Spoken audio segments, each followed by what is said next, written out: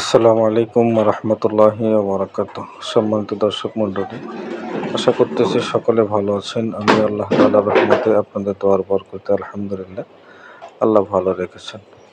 সম্মানিত দর্শক মণ্ডলী, আমি আপনাদের কাছে আজ যে ভিডিওটি শেয়ার করতে চলেছি, ভিডিওটি গত শুক্রবারের দিন জুমার নামাজের পরে একটু দাওয়াতে এসেছিলাম।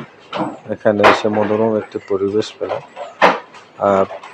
এনারা চেষ্টা করেছে গরিবানা হালতে তার নিজের সামর্থ্য অনুযায়ী যতটুকু পরিমাণ পারা যায় মেহমানদারি করবার জন্য।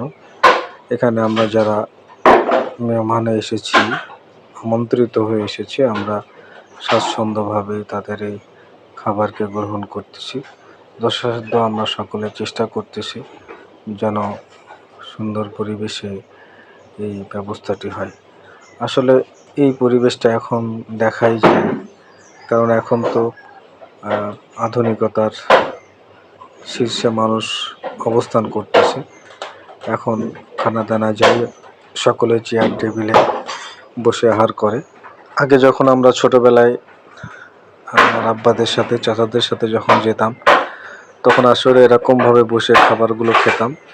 এখন এইভাবে বসে খাচ্ছি, কিন্তু পার্থক্য হচ্ছে আগে কলার পাতার পরে অথবা পদ্মের পাতার পরে আমাদেরকে এই খাবারগুলো দেওয়া হতো। এখন ওয়ান টাইম এসছে, ওয়ান টাইম প্লেটে করে গ্লাস ব্যবহার করা হচ্ছে, যেটা একবার ব্যবহার করলে আর ব্যবহার করা লাগে না। এইভাবেই এখনকার এই খানা দানাগুলো চলতেছে। আলহামদুলিল্লাহ, আমরা যতটুকু পরিমাণ আল্লাহ তাআলা আমাদের রুজিতে রেখেছেন, আমরা স্বাচ্ছন্দ্যভাবে সকলে আহার করতেছি, সকলে তৃপ্তি সহকারে খাচ্ছে। আলহামদুলিল্লাহ, রান্নাটাও অনেক সুন্দর হয়েছে। তা আসলে ভাই কি জানেন, এই খাবারগুলোকে এখন অনেকেই এটার জন্য অনেক ফতোয়া আছে, অনেক ব্যাপার আছে। কেউ কেউ এটাকে হারামও বলেছেন, কিন্তু মানুষকে আহার করানো বা তৃপ্তি সহকারে তাদেরকে খাওয়ানো, এটা সওয়াবের কাজ, এটা খাওয়াতে হয়। এখানে দেখুন, ধনী গরিব সকলে একসাথে বসেই আমরা সুন্দরভাবে আহার করতেছি। এখানে আর কোনো রেষারেষি নাই, কোনো ঝামেলা নাই। নিজ নিজ অবস্থান থেকেই আমরা আমাদের খাবার গ্রহণ করার জন্য চেষ্টা করতেছি।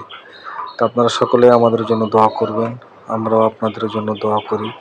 আল্লাহ তাআলা যেন আমাদের সকলকে এখন যেরকম মিলেমিশে আছি, আখিরাতের ময়দানেও যেন আল্লাহ সুবহানাহু ওয়া তাআলা আমাদের সবাইকে মিলেমিশে থাকা তৌফিক যেন আমাদেরকে দান করেন। আমিন। আসসালামু আলাইকুম ওয়া রাহমাতুল্লাহি ওয়া বারাকাতুহু।